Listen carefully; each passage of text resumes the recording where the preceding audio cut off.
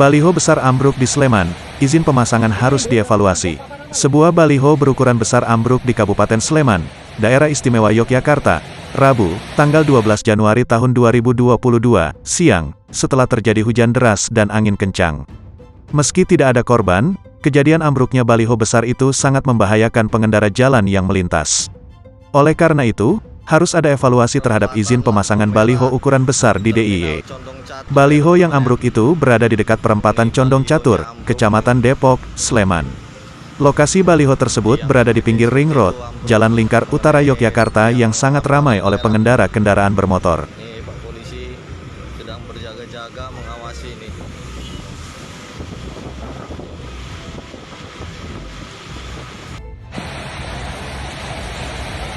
Ini mundur ya namanya blok papan nama lho.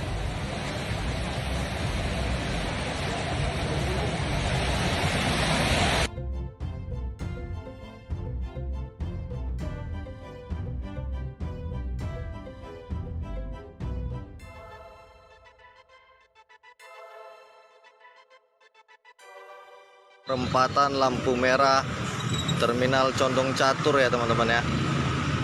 Ini balihonya ambruk nih. Tiang yang gede.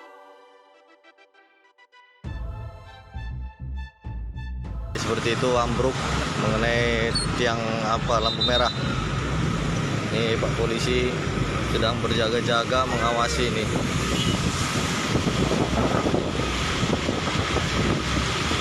Share, komen, dan like ya.